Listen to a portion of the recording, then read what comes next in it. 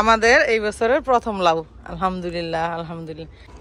Hello everyone, আসসালামু আলাইকুম। আশা করি সবাই খুব ভালো আছেন অথবা আছেন না, কারণ বাংলাদেশের যেই পরিস্থিতি, এই অবস্থায় আমরা ভালো থাকতে পারি না। আমরা প্রবাসে থাকলেও আমাদের মনটা কিন্তু সারাক্ষণই দেশের মধ্যে পড়ে আছে, বা দেশের যে পরিস্থিতি, এই পরিস্থিতির কথা সারাক্ষণই চিন্তা করতেছি। ফেসবুকে একটার পর একটা ভিডিও কল করতেছি আর দেখতেছি কি অবস্থা।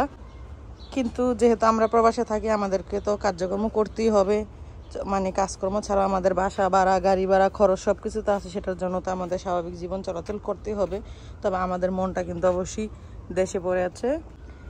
যাই হোক, এবার তো আমি আমরা দেশে ছিলাম যেন গার্ডেন করতে একটু দেরি হয়ে গেছে। অনেকেই দেখছি যে লাউ বাগান থেকে তুলে ফেলছে, তো আমাদের আবার গাছ লাগায় লাউ উঠে একটু দেরি হয়ে গেল।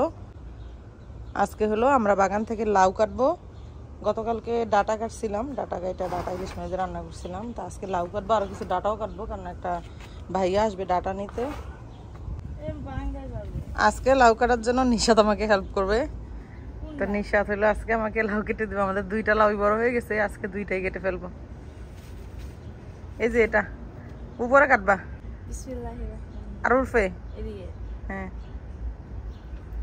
দাঁড়াও। আমাদের লাউ সুন্দরী নিশাদ একটা লাউ কাটছে, সামনে আরো দুইটা লাউ আছে, একটা সামনে একটা পিছনে।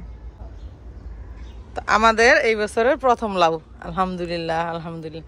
নিউ ইয়র্কের আমেরিকার গার্ডেনের আমাদের এই বছরের প্রথম লাউ। এখন আমাদের বাগানের এই বছরের সেকেন্ড লাউটা কাটবো। আর একটু উপরে কাটো, ঠিক আছে? হ্যাঁ মাশাআল্লাহ। নিশা তুমি খুশি করো লাউ কেটে? এই পাশে এই যে ভুট্টা গাছের ছায়ার কারণে এদিকে লাউগুলা তেমন একটা বড় হইতেছে না। তো এই লাউটা মোটামুটি শক্ত হয়ে গেছে, এটাও আমরা কেটে ফেলবো। এটা হলো আমাদের এই বছরের বাগানের তৃতীয় লাউ। এটা ছোট বেবি লাউ। এই যে আমাদের বাগানের তিনটা লাউ সুন্দরীকে আজকে কেটে ফেললাম। আরো আছে, এগুলো আর কয়েকদিন পরে কাটা যাবে। এই পাশে আমাদের বড় একটা শসা আছে, আজকে আবার এই শসাটা কাটবো। বিসমিল্লাহির রহমানির রহিম। দাঁড়াও, শসা গাছ যেই পরিমাণ আছে সেভাবে কিন্তু শসা ধরতেছে না, আরো কম। শসা গাছের সবগুলা মাথাগুলা আগাগুলার কেটে দিতেছি, যাতে ডালপালা আরো বের হয়। আরো কম কাটো। এই যে আমাদের সিসিঙ্গা গাছে মাশাআল্লাহ প্রথম সিসিঙ্গা আসছে। আর আছে আর একটা ওইদিকে আসছে। এটা চাইছিলাম আমি এইদিকে দিতে, এটা ওইদিকে গেল। আচ্ছা পারতে পারবো, উপর দিয়ে সমস্যা নেই। এই শসাগুলো কিন্তু অনেক বড় হয়, কিন্তু বড় করলে তার খাইতে ভালো লাগে না, এই জন্য ছোট বাইরে ফেললাম।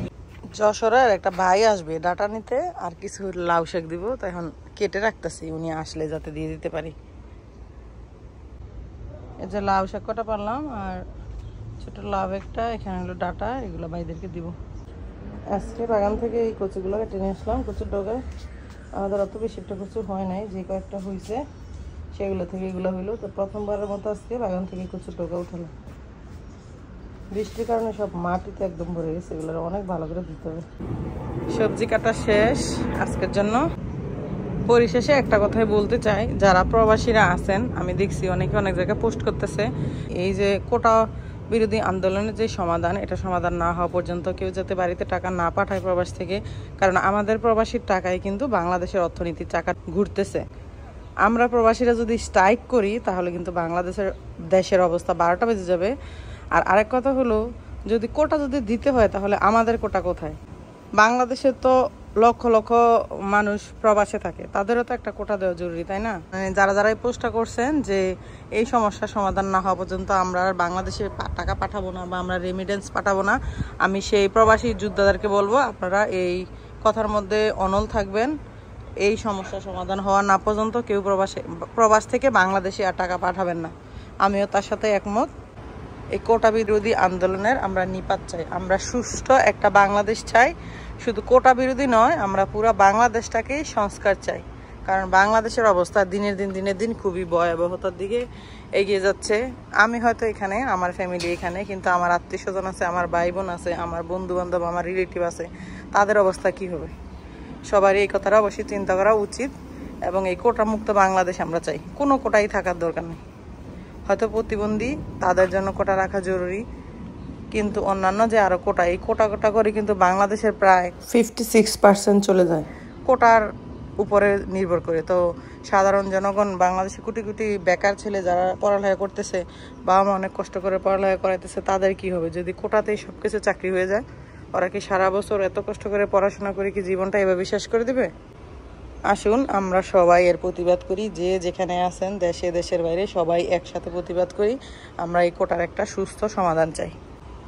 আমি একজন ছোটোখাটো মানুষ, সেই হিসাবে আমি আমার সাইড থেকে প্রতিবাদ করছি। আপনারা বড় বড় যারা কন্টেন্ট ক্রিয়েটর আছেন, ইউটিউবার আছেন, প্লিজ সবাই প্রতিবাদ করুন আর ঘরে লুকিয়ে থাকবেন না, রাস্তায় নেমে পড়ুন, বাংলাদেশের ছাত্রছাত্রী, বাংলাদেশের মানুষদেরকে বাঁচান। আর কে কোথায় কোন দেশে আছেন অবশ্যই কমেন্টস করে জানাবেন। আর আজকের জন্য ভিডিওটি এখানে সমাপ্তি করছি। সবাই ভালো থাকবেন, ভিডিওটি ভালো লাগলে লাইক কমেন্ট শেয়ার করবেন। আল্লাহ হাফেজ। আমেরিকান নিউ ইয়র্কের আমার শখের গার্ডেন থেকে।